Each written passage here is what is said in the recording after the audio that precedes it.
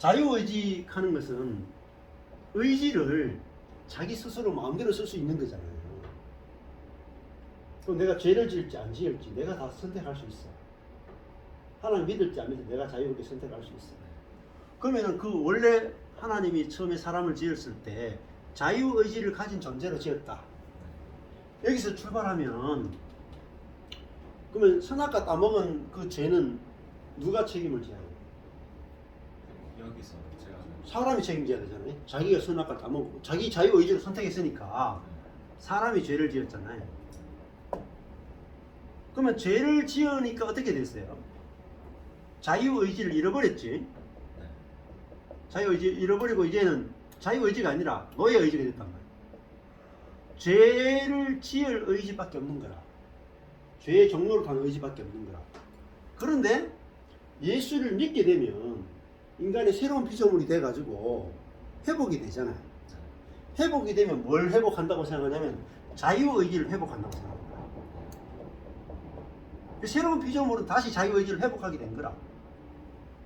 이게 신학교에서 가르치는 거예요. 근데 이게 다 그렇진 않아요. 또 안에 복잡한 사람마다 달라 가르치는데. 그건 다 다른 것 같아요. 다 달라. 교파마다 다르고 교단마다 다르고 심지어 신학자마다 다 달라. 근데 이렇게 설명하면 어떻게 되겠냐? 이렇게 설명하면 자유의지가 있다는 말은 인간의 율법에 대해서 이제 율법에 대해서 우리 자유의지로 율법을 지킬 수 있다가 되잖아요. 그죠? 네. 다시 율법으로 들어간다. 다시 율법의 종으로 들어가는 거야. 그 내가 도덕을 지키느냐, 그렇지. 윤리를 따르느냐, 예. 그렇게 그러니까 그게 다 율법칙이야. 범죄자로 사느냐. 예. 이런. 그게 다 율법칙이다. 그럼 여기서 뭐가 필요하면 성령이 필요 없어. 이게 잘못된 거예요. 목사님 그러면 아담 하와 있잖아. 하와 예, 있을 예. 때그죄 짓기 전에 예. 자유의지가 없었어요? 자유의지라 그러면 우리는 없었어요. 근데 그렇게 따진다면 지금 이 목사님 말씀대로라면 일단 하와가 선악과를 먹었잖아요. 아니 임신하는 고통을 줬고 그렇기는 생명도 유한해졌고 그렇죠. 남자에게는 가시밭에서 땀 흘려야만 또 예. 먹고 살게 되게 만들었고 그렇죠. 근데 그거는 굉장히 작은 거예요. 우리가 엄청 우리는 큰 일로 여기지. 그러니까 자하니까 그렇게 생각하는 거예요. 헷갈리네. 내 중심이니까 그걸 굉장히 큰 벌로 생각하는 거야. 아니에요. 그 벌로 생각하시면 안 돼요. 그 전부 다 율법적인 잘못된 해석이에요. 자, 많이 헷갈리네. 보세요. 첫 출발부터가 인간이 자유의지가 있었느냐 없었느냐도 별로 안 중요해요. 자유의지가 없었다고요. 뭐가 있었느냐? 의존 의지밖에 없어요. 의존 의지. 하나님을 의존할 수 있는 의지밖에 없는 거예요. 자유의지 이런 게 아니라 전부 다 차에서 나온 거예요. 헬라 차이. 성경에서 나온 게 아니에요. 일단 하나님이 사람을 만들 때 피조물로 만들었어요. 피조물이 뭐예요? 지금 같은 자기 스스로 마음대로 할 수 없는 자라. 의존적인 존재라. 의존. 하나님을 의존해야 뭐예요? 하나님의 지혜와 하나님의 능력을 의존해야만 살 수 있는 존재로 지었단 말이에요. 뭔 자유의지가 있어요? 없어요, 자유의지. 그럼 책임을 안 물어야 되잖아. 근데 의존할 수 있는 정도의 자유의지를 줬다니까요. 그게 어렵네. 그러니까 이게 잘못 해석하는 거죠. 그러니까 사람에게 준 의지는 이게 이제 진짜 이 개혁주의 쪽에서 깊이 들어가면 사람에게는 소극적 의지밖에 없었다. 의존할 수 있는 의지밖에 없었다. 그게 더 성경적이라고요. 그럼 의존하지 않은 그 대까지 물로 예수님 십자가에 죽으시기까지. 예. 그러면 이게 그까지도 이상하네. 그러면 있잖아요. 이 십자가 의미가 이게 자유의지가 아니고 예. 또 그 대가 벌이 아니다 했다면 너에 대한 벌이 아까 말한 것처럼 원사님이 그런 것 때문에 아니었다면 예수님이 그냥 다시 오시고 예. 그 대가집을 하시고 십자가 지신 이 근거와 그건 어디서 오는 거예요? 예. 죽음에서 살리시는 그 죽음이 네. 뭐예요? 그 예. 근거가 없네요 그러면? 아, 근거가 있죠. 어디예요? 여기 이제 우리 사단이 안 들어갔잖아요. 보세요. 사람은 의존할 수밖에 없는 존재, 이게 밭이란 말입니다. 예? 근데 인간이라는 존재가 하나님이 있고 사단이 있고 인간이 있잖아요. 인간이 설사 자유의지가 있다 손 치더라도 사단 앞에 가면 어때요? 사단화 되는 거지. 네? 사단화 되는 거지. 사단 앞에 가면 인간의 자유의지는 소용이 없어요. 먹히는 거죠. 그렇지. 그러니까 자유의지 가는 것은 굉장히 추상적인 의미라고. 그러니까 사람은 피조물로 지었다는 게 뭐냐면은 완전하다는 개념을 잘못 이해한 거예요. 하나님이 사람을 완전하게 지었다. 하나님 보시기에 심히 선했다. 그죠? 선하고 선했다. 하나님 보시기에 선한 거예요. 하나님 보시기에 선한 게 뭐죠? 피조물로 지었다는 거야. 의존적 존재로 지었다는 거예요. 근데 의존적 존재에서 독립적 존재가 되고 싶은 게 뭐 이게 죄라니까요. 이게 죄의 뿌리예요.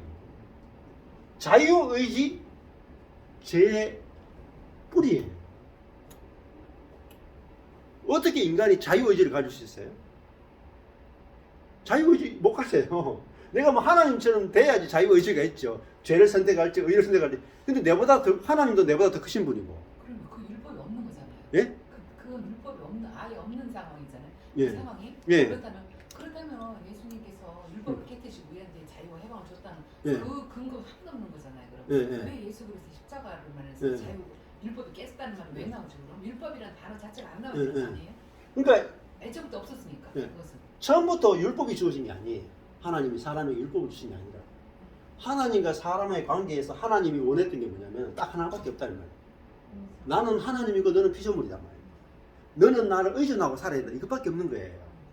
원래부터 율법이 있었던 게 아니에요. 위치가 있었던 거예요. 우리 죄 위치가. 때문에 율법을 내려온 게 아니에요. 그러니까 그 죄가 뭔지를 알아야 되잖아요. 율법 때문에 죄가 생긴 게 아니고 하나님과의 관계가 떠난 거. 잘못된 게 죄라고요. 율법은 나중에 주어진 거예요. 모세 시대 때 율법이 그거 주어진 거예요. 율법이라고 하는 거 아니에요? 예. 자, 그 율법 이전에 아까 전에 죄가 뭐냐? 하나님께 대한 올바르지 못한 태도예요. 하나님께 대해서 올바르지 못한 태도가 죄의 뿌리예요. 이게 김세영 교수님의 그 해석인데 아주 중요한 거예요. 성경의 핵심이라. 올바르지 못한 태도가 뭐죠? 하나님 노릇하는 거예요. 하나님의 자리에 앉는 거예요. 하나님처럼 되고 싶은 게 이게 선악과 먹은 동기예요. 그 죄라고 하는 것은 선과 악이 아니라니까요. 그거는 나중 거라니까.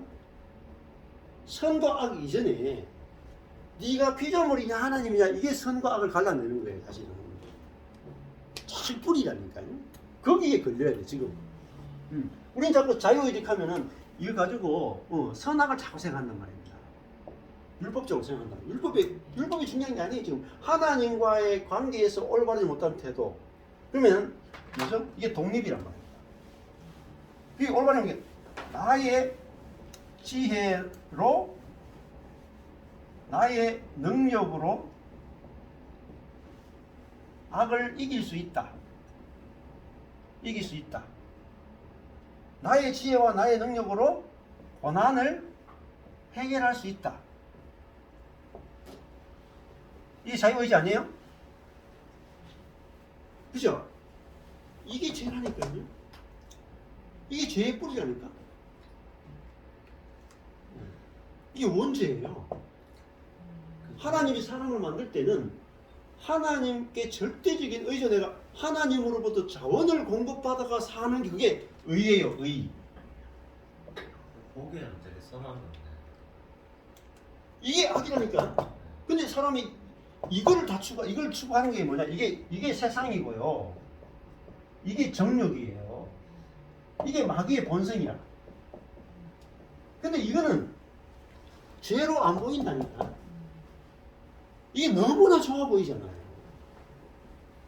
그러니까 내가 죄의 뿌리 원죄를 너무나 좋아하는데 무슨 평안이 있고 무슨 행복이 있고 무슨 기쁨이 있겠어요? 그래서 인간의 악의 문제, 고난의 문제 이거를 해결하는 것을 구원이라 그래요.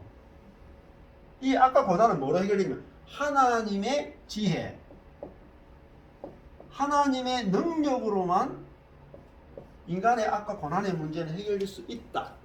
이게 구원이라는 거예요. 근데 지금 내가 인생을 사는데 예수 믿는데도 왜 이렇게 힘드냐 말입니다. 왜 힘드냐면은 죄를 짓기 때문이 아니에요. 죄악을 짓기 때문이 아니에요. 예수 믿는데 뭐 죄악을 그리 많이 안 지어요. 근데 죄악을 짓는 것 때문에 힘든 게 아니고 죄에 노예되어 있으니까 힘든 거야. 이 원죄가 안 보이니까 내가 힘든 거라. 내 지혜를 써서 뭔가 악을 이길 수 있다 그러고 내 능력으로 고난을 이기겠다 그러고 내 방법을 써가지고 내 인생의 고난의 문제를 해결해서 행복하게 살 수 있다 그러고 심리학을 도입하고 철학을 도입하고 율법을 도입해서 악과 고난의 문제를 해결하려고 하면 할수록 어떻게 되느냐? 하나님과 올바르지 못한 태도에 빠져가지고 악과 고난이 갈수록 더 커져요. 첫 시간에 했잖아요. 고난의 문제 일제시대 했잖아요. 일제시대 때 이게 우리 민족에게 대단히 큰 고난이었죠. 일본의 악을 없애려면 일본의 악이 있죠. 악을 없애려면 어떻게 돼요? 독립군의 선이 필요하잖아요. 독립군의 선으로 일본의 악을 처리해서 우리가 일제에 이른 악과 고난으로부터 해방시키기 위해서 독립군들이 자기의 능력과 자기의 자원으로 이 악과 선을 해결하려고 했단 말입니다. 됐어요? 안 됐다 했잖아요, 제가요. 그래 독립군이 실권하고 독립군은 해방되자마자 전부 다 걸베이 됐다니, 걸베이. 일제 앞잡이 했던 사람들 전부 다 정권을 다 차지했다니까요. 인간의 지혜와 인간의 능력으로는요, 고난의 문제, 악의 문제를 절대 해결 못해요. 그래서 일제시대 끝나고 나서 바로 5년 있다가 6.25 전쟁이 터졌죠. 6.25 전쟁이 왜 터졌어요? 쉽게 얘기하면은 위에 북쪽에서는 공산주의 가지고 인간의 불평등 문제를 해결할 수 있다는 거예요.